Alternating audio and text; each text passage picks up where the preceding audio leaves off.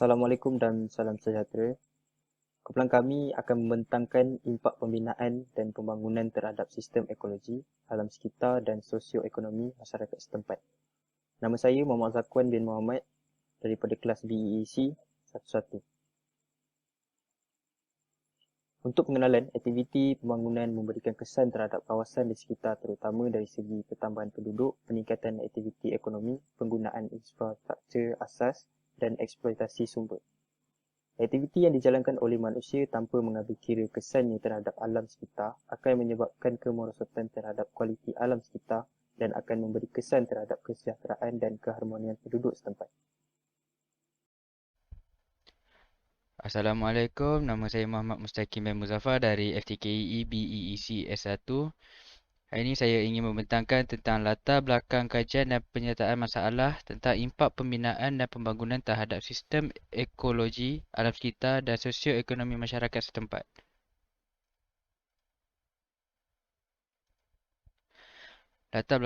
Latar belakang kajian tentang pembinaan dan pembangunan.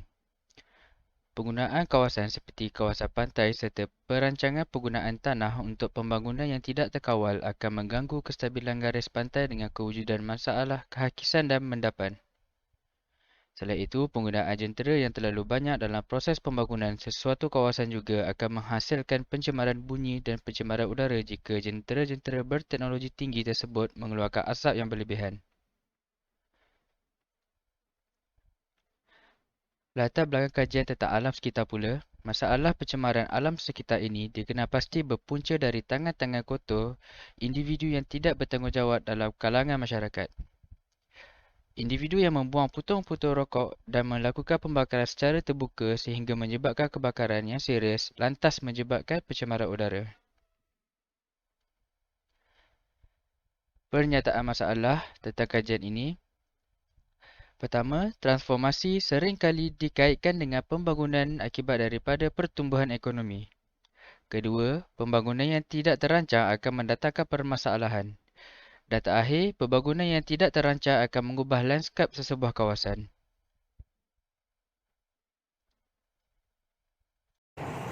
Assalamualaikum warahmatullahi wabarakatuh dan salam sejahtera. Nama saya Nur Isatu Syazwani binti Muhammad Razi.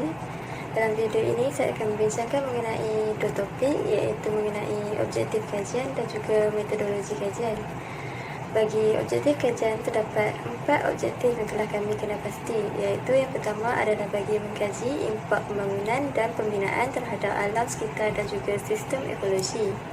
Manakala yang kedua pula adalah bagi mengenal pasti langkah untuk membendung pembangunan dan pembinaan yang tidak terancang. Seterusnya pula adalah bagi mengkaji kebaikan pembangunan dan pembinaan terhadap sosioekonomi masyarakat tempatan. Yang terakhir pula adalah bagi mengkaji pembangunan dan pembinaan secara berhemah. Seterusnya pula mengenai topik metodologi kajian. Di dalam topik ini, kami telah menggunakan dua kaedah, iaitu kaedah kajian perpustakaan dan juga kaedah kuantitatif. Bagi kaedah kajian perpustakaan, kaedah ini merupakan salah satu teknik yang digunakan pakai oleh penyelidik bagi mendapatkan data atau bukti melalui kajian ke atas dokumen dan juga rekod. Ini adalah proses mengumpulkan data yang diperoleh dengan meneliti dan membaca dokumen masa lalu yang berkaitan dengan persoalan kajian. Dalam penyelidikan ini juga, kami akan mengumpulkan beberapa bahan bacaan dan juga dokumen sebagai rujukan, memperolehi maklumat dan dalam bentuk data dan fakta, dan kemudian membaca, meneliti dan menganalisis, dan kemudian merumuskan dan meringkaskan untuk mendapatkan hipotesis awal mengenai maklumat ini. Seterusnya, kumpulan kami juga telah meneliti masalah yang menjadi persoalan dan kemudian melihat bagaimana matlamat itu dicapai. Seterusnya pula mengenai kaedah kajian kuantitatif, iaitu kami telah mengedarkan borang kaji selidik ini secara atas talian sebagai instrumen kajian kepada 116 orang responden. Soal selidik ini juga telah dibahagikan kepada dua bahagian, iaitu bahagian A untuk mendapatkan maklumat demografi responden seperti jantina, umur, pekerjaan dan juga tempat tinggal. Manakala bahagian B pula adalah terdiri daripada soalan-soalan CQI seperti impak, kebaikan dan juga pendapat responden bagi pembangunan dan pembinaan terhadap alam sekitar dan sosioekonomi masyarakat setempat. Assalamualaikum warahmatullahi wabarakatuh. Saya Haikal bin Idris akan membentangkan tentang definisi kata kunci. Kata kunci pembangunan di dalam konteks ini membawa maksud proses perubahan dalam semua sistem sosial termasuk politik, ekonomi, infrastruktur, pertahanan nasional, pendidikan dan teknologi, institusi dan budaya. Pembangunan adalah proses terancang untuk memperbaiki semua aspek kehidupan masyarakat. Kata kunci yang seterusnya adalah pembinaan. Pembinaan yang disebutkan dalam perbincangan ini adalah berusaha untuk membina kepribadian yang bebas, sempurna dan bertanggungjawab. Seperti manusia dalam konteks manusia, menolong anak itu matang atau menolong anak itu bercakap dan menyelesaikan tugas hidupnya adalah salah satu contoh pembinaan dalam konteks kemanusiaan. Yang seterusnya, kata kunci bagi persekitaran. Persekitaran atau dengan kata lainnya environment dalam bahasa Inggeris merujuk kepada keadaan atau persekitaran di sekitarnya. Oleh itu, jika diterjemahkan secara harfiah, perkataan persekitaran merujuk kepada semua perkara di sekitar manusia yang berlaku di sekeliling manusia. Kata kunci yang seterusnya adalah ekologi. Ekologi adalah kajian mengenai hubungan antara kehidupan dan persekitarannya dengan yang lain. Ekologi tidak hanya merujuk kepada kajian hubungan lingkaran antara organisma, tetapi ekologi juga hubungan antara organisma dan persekitarannya. Dengan kata lain, dalam ekologi, biologi dan persekitaran dipelajari sebagai satu unit atau sistem. Yang terakhir, kata kunci ekonomi adalah ekonomi sosial adalah tahap pendapatan oleh seseorang itu dalam lingkungan sosial yang digunakan untuk mengukur tahap di mana manusia itu berada di tahap sosioekonomi sesendiri dan kegiatan ekonomi yang dilakukan oleh seseorang. Dan yang terakhir adalah jenis pendidikan. Analisis yang dilakukan ini adalah berkaitan dengan dapatan kajian yang diperolehi, iaitu mengandungi interpretasi yang merangkumi keseluruhan ruang lingkup mengenai objektif kajian yang telah dikemukakan pada bab 1. Sehubungan dengan itu, perbincangan dalam analisis ini akan menumpukan kepada menjawab persoalan kajian yang telah dikemukakan di dalam bab 1 yang melibatkan kajian perpustakaan tentang pembangunan dan pembinaan terhadap sistem ekologi, alam sekitar dan sosioekonomi masyarakat tempatan. Jadi kami telah membuka kajian menerusi Google Form untuk mendapatkan jawapan-jawapan daripada responden. Alhamdulillah, kami telah mendapat sebanyak 116 respons menerusi Google Form dan kami telah menanyakan sebanyak 12 soalan di dalam Google Form tersebut. Yang pertama adalah jantina responden. Seramai 65.5% lelaki telah menjawab Google Form soalan kami, manakala 34.5% perempuan telah menjawab kami punya respon. Yang seterusnya adalah kami bertanyakan tentang umur mereka. Sebanyak 75.9% berumur 21 hingga 25 tahun. 17.2% berumur 15 hingga 20 tahun, iaitu remaja. 6% berumur 26 hingga 30 tahun dan selebihnya adalah 31 hingga 35 tahun, iaitu yang berkeluarga. Seterusnya kami menanyakan tentang pekerjaan mereka. 61.2% adalah pelajar telah menjawab respon. Manakala 23.3% adalah yang bekerja di sektor swasta. 11.2% adalah bekerja di sektor kerajaan dan selebihnya adalah bekerja sendiri. Seterusnya adalah tempat tinggal. Ini sangat penting. So, tempat tinggal yang respon kami telah sediakan adalah 54.3% berada di bandar dan selebihnya 45.7% tinggal di luar bandar.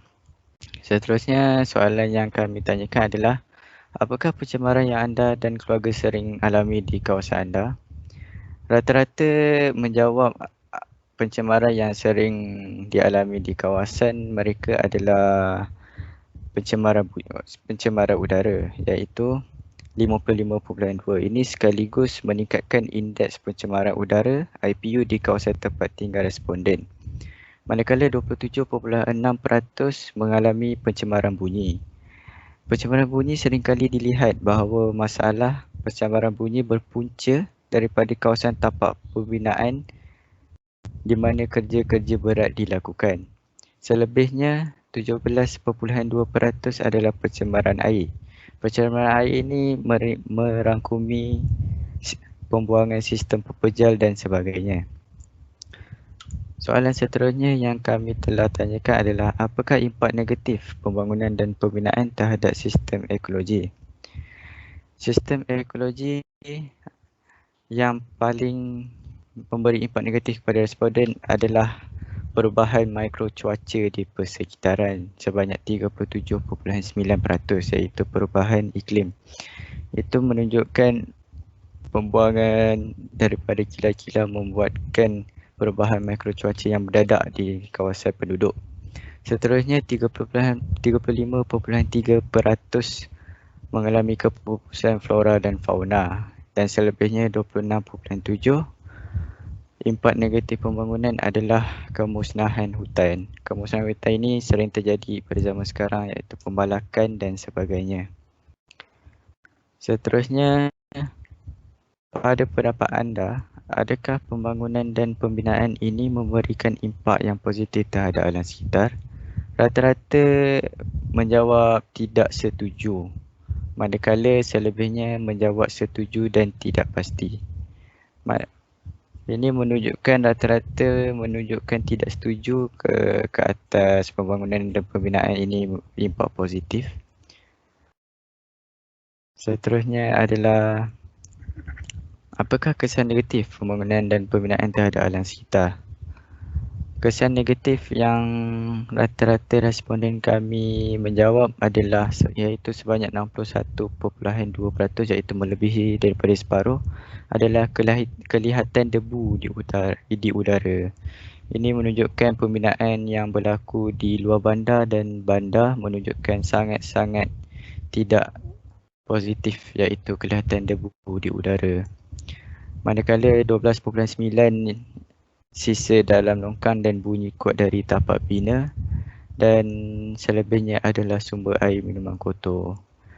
Rata-rata di sini menunjukkan semua berpunca daripada pembinaan yang giat dilakukan di luar bandar serta dalam bandar.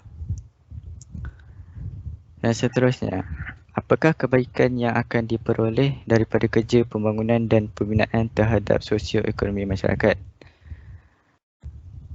Rata-rata menjawab pertambahan prasarana dan kemudahan untuk masyarakat iaitu 62.1%. Benda ini sangat positif sebab kerana pembangunan itu akan bertambahnya prasarana dan kemudahan untuk masyarakat setempat dan membuka peluang pekerjaan di tempat mereka sendiri. So rata-rata mempersetujui iaitu pertambahan prasarana di tempat mereka.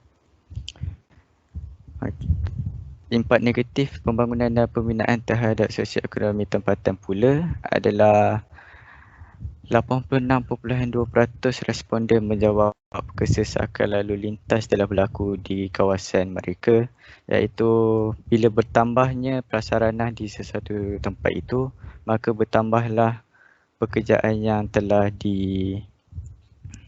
dilakukan, iaitu kesesakan lalu lintas pada office hour meningkat. So, kesesakan lalu lintas akan meningkat dengan mendadak. Selebihnya adalah gangguan daripada pekerja sebanyak 13.8%. Yang seterusnya, pada pendapat anda, adakah anda bersetuju untuk mengurangkan kerja pembangunan dan pembinaan bagi mengurangkan pencemaran?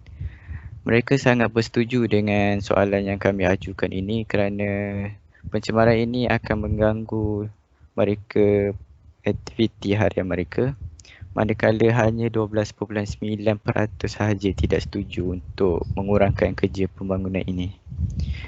Dan soalan yang terakhir adalah kami menanyakan, adakah anda bersetuju bahawa kerja pembinaan dan pembangunan mengundang lebih keburukan daripada kebaikan? Ini rata-rata 50-50, iaitu 42.2% menjawab setuju, manakala 37.9% tidak setuju untuk lebih keburukan daripada kebaikan tentang pembangunan.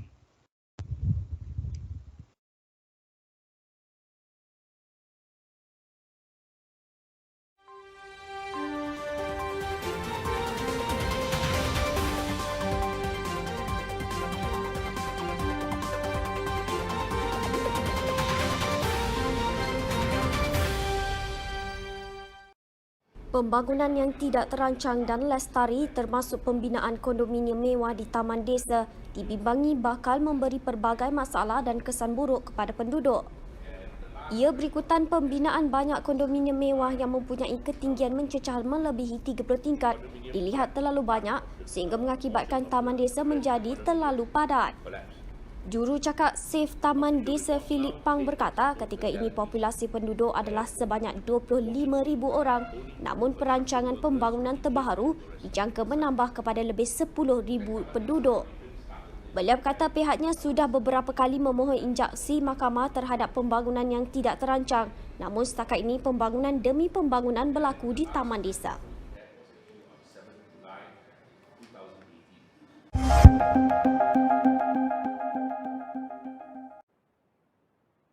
Selamat petang dan salam sejahtera kepada Datuk Dr. Suhaidi bin Datuk Safi. Nama saya Liu Tengku daripada BEEC SY-1. Saya ingin membentangkan report kita bagi kursus penghayatan, falsafah dan isu semasa yang mana tajuk kita ialah impak pembinaan dan pembangunan terhadap sistem ekologi, alam sekitar dan sosial ekonomi masyarakat setempat. Dalam video ini, juga saya ingin membentangkan bahagian dan tugasan saya iaitu apakah cara dan penambahbaikan bagi impak pembinaan dan pembangunan terhadap sistem ekologi, alam sekitar dan sosial ekonomi masyarakat setempat dan juga kesimpulannya.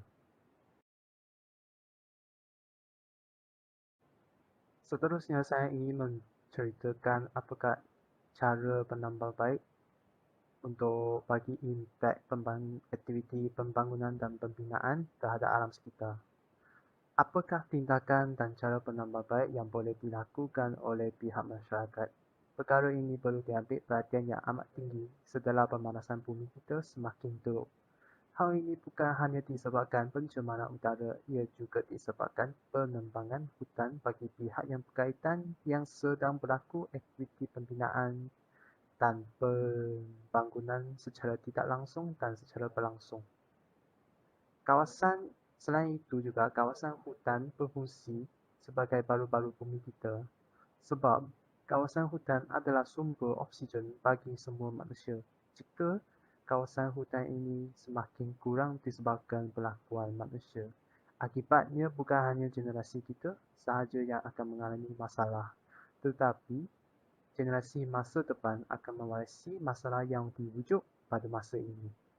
Oleh itu, bagi pihak berkuasa, tindakan yang perlu dilakukan untuk memelihara dan memelihara alam sekitar Salah satu ialah meminta peraturan yang lebih ketat seperti memberi hak kepada pihak berkaitan yang mana kawasan yang bersesuaian dibenarkan untuk melakukan aktiviti pembangunan dan pembinaan. Tujuan ini adalah untuk mengelakkan aktiviti pembangunan dan pembinaan tidak berlaku secara perluasan dan merosakkan alam sekitar. Selain itu, kerajaan juga haruslah mengambil tindakan terhadap syarikat-syarikat atau agensi berkenaan yang tidak mengikuti peraturan dan bertentangan dengan undang-undang dengan caranya lesen untuk melakukan aktiviti pembinaan dan pembangunan dibatalkan secara kekal serta memberi hukuman yang berat disebabkan merosakkan alam sekitar. Dengan ini, pihak lain yang berkenaan dengan aktiviti pembinaan dan pembangunan tidak akan langgar segala peraturan yang ditubuhkan oleh pihak berkuasa. Dengan ini juga dapat mengawal dan mengawalkan penebangan hutan bagi tujuan aktiviti pembinaan dan pembangunan. Samping itu juga pihak penduduk setempat juga bertanggungjawab juga untuk menjaga alam sekitar. Kerana kes-kes kemasukan haiwan dalam kawasan penginapan disebabkan kemusnahan habitat haiwan. Hal ini akan membahayakan nyawa penduduk setempat. Oleh itu, masyarakat penduduk haruslah memberitahu ketidakpuashatian dan tunjuk perasaan terhadap aktiviti pembinaan dan pembangunan bagi pihak berkenaan kepada kerajaan atau pihak berkuasa. Dengan ini, pihak berkuasa akan memutuskan kes kesimpulan bagi kawasan tersebut sebagai kawasan berlindungan. Salah satu contoh kawasan berlindungan yang berada di negeri Melaka adalah Rezab Itupan Dia Tanjung Tuan. Akhir sekali juga, bagi organisasi yang bukan kerajaan juga hendaklah membuat tindakan terhadap isu-isu tersebut dengan mengadakan kempen yang bertemakan penjagaan alam sekitar terhadap penduduk di negara ini. Hal ini demikian kerana penduduk ini lebih cakna terhadap kepentingan penjagaan alam sekitar dan manfaat-manfaatnya terhadap diri sendiri. Dengan ini, kita boleh kesimpulankan impak pembinaan dan pembangunan terhadap sistem ekologi alam sekitar dan sosial ekonomi masyarakat setempat yang mana majoriti adalah impak negatif terdapat masyarakat. Tetapi perkara ini bukan hanya impak negatif. Terdapat juga pelbagai impak positif bagi golongan tidak kurang upaya atau bekerja. Seperti contoh, pembinaan transit aliran ringan dan transit aliran terus atau yang dikenalkan sebagai LRT dan MRT dalam memudahkan golongan tersebut untuk melakukan segala aktiviti yang boleh mengurangkan beban mereka. Jadi, aktiviti pembinaan dan pembangunan boleh mengakibatkan impak negatif tetapi juga boleh mendatangkan impak positif kepada masyarakat setempat. Tapi, hal ini perlu melakukan secara berhad supaya tidak menghancurkan keharmonian antara manusia dan alam sekitar. Ini adalah daripada saya. Sekian, terima kasih.